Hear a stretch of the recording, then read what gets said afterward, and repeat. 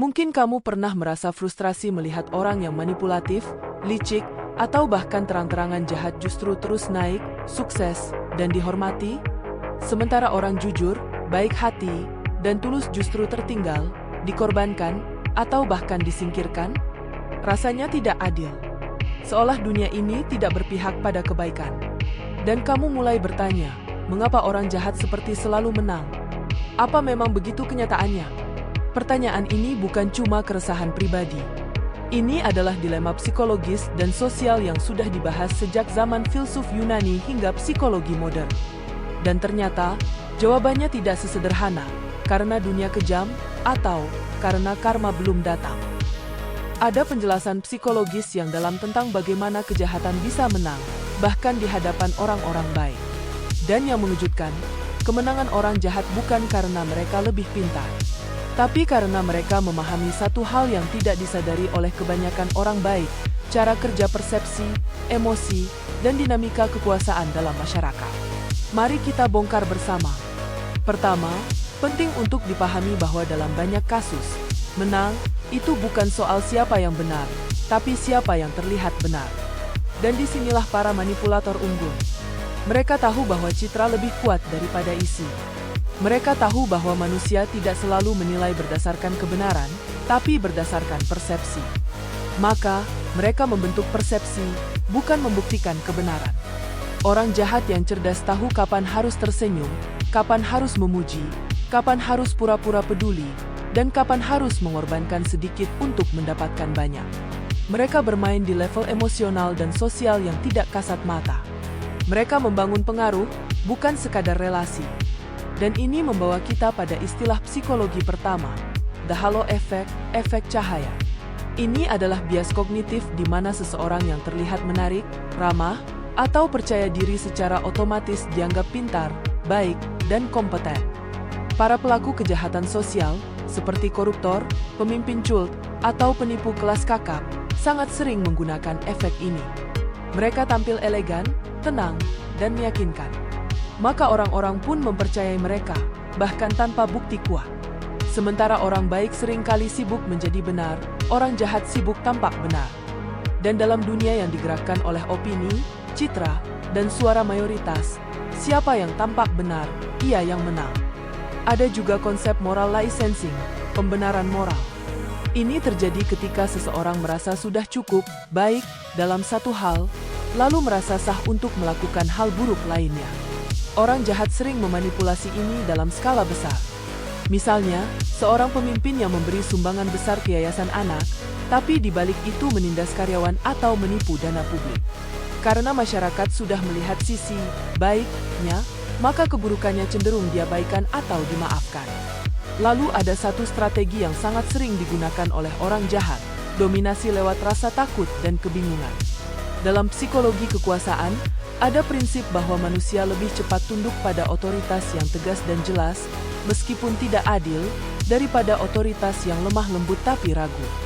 Orang jahat seringkali tidak punya beban moral untuk bersikap keras, mengintimidasi, atau membuat sistem yang membingungkan agar hanya mereka yang punya kendali. Orang baik, di sisi lain, sering terjebak dalam dilema moral. Mereka ingin adil. Mereka mempertimbangkan perasaan orang lain. Mereka ragu untuk melawan. Mereka khawatir dianggap buruk. Sifat ini mulia, tapi dalam dunia yang keras dan kompetitif, keraguan bisa dibaca sebagai kelemahan. Dalam struktur sosial, kita juga mengenal fenomena pluralistik ignoran, kesalahpahaman kolektif di mana orang-orang diam karena menyangka mereka satu-satunya yang melihat sesuatu sebagai masalah. Ketika orang jahat berkuasa, banyak orang baik memilih diam, bukan karena setuju, tapi karena berpikir, mungkin aku saja yang merasa ini salah.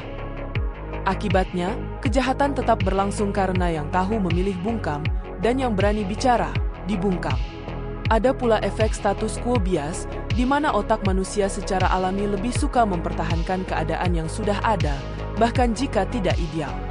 Orang jahat bisa menang, karena mereka tahu cara membuat sistem bekerja untuk mereka, dan membuat orang-orang takut mengubahnya. Mereka menciptakan situasi di mana perubahan terasa lebih menakutkan daripada tetap dalam penderitaan. Secara emosional, orang baik sering lelah lebih cepat. Mereka terbakar oleh rasa kecewa, keadilan yang tidak ditegakkan, dan keputusasaan karena merasa sendirian. Orang jahat tidak mengalami beban yang sama. Mereka tidak merasa bersalah. Mereka tidak merasa perlu menjelaskan. Dalam istilah psikologi gelap, ini disebut low empathy threshold, ambang empati yang rendah, yang membuat seseorang bisa melakukan hal buruk tanpa merasa terganggu secara emosional. Ironisnya, keunggulan orang jahat seringkali bukan karena kecerdasan luar biasa, tapi karena mereka tidak dibebani moralitas. Mereka bisa bertindak lebih cepat, lebih tajam, lebih strategis, karena tidak ada yang mereka pikirkan selain menang. Sedangkan orang baik, mereka sibuk berpikir apakah mereka menyakiti orang lain. Tapi jangan salah, ini bukan berarti bahwa menjadi jahat adalah solusi. Kemenangan orang jahat biasanya tidak bertahan lama. Tapi memang, dalam jangka pendek, mereka tampak lebih dominan. Ini karena sistem sosial kita belum cukup canggih untuk menyaring kebaikan dari kebohongan. Dunia lebih cepat memberi panggung kepada yang keras suara daripada yang tulus dalam diam. Namun, sejarah juga membuktikan bahwa perubahan besar selalu dimulai dari orang baik yang memutuskan untuk tidak diam. Dari orang baik yang memutuskan untuk belajar bagaimana sistem bekerja, lalu menaklukkannya tanpa kehilangan nurani. Maka, jika kamu merasa dunia ini tak adil, bahwa kebaikanmu tidak dihargai, bahwa kamu kalah karena kamu jujur, ingat, mungkin kamu belum kalah. Mungkin kamu sedang belajar bertahan dengan cara yang tidak merusak orang lain.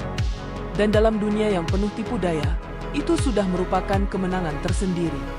Orang jahat bisa menang cepat, tapi kemenangan mereka sering dibangun di atas kepalsuan. Dan kebohongan, cepat atau lambat, akan tumbang. Tapi orang baik yang paham cara kerja psikologi kekuasaan, yang belajar bicara di saat yang tepat, yang tahu kapan harus tegas dan kapan harus mundur, mereka adalah benih perubahan sesungguhnya. Jadi, jangan berhenti jadi orang baik. Tapi jangan juga jadi orang baik yang naik. Karena dalam dunia yang rumit ini, kebaikan perlu strategi, bukan hanya niat. Dan ketika kebaikan bertemu dengan kecerdasan emosional serta keberanian moral, saat itulah orang jahat tidak bisa lagi sembunyi di balik kemenangan palsu mereka.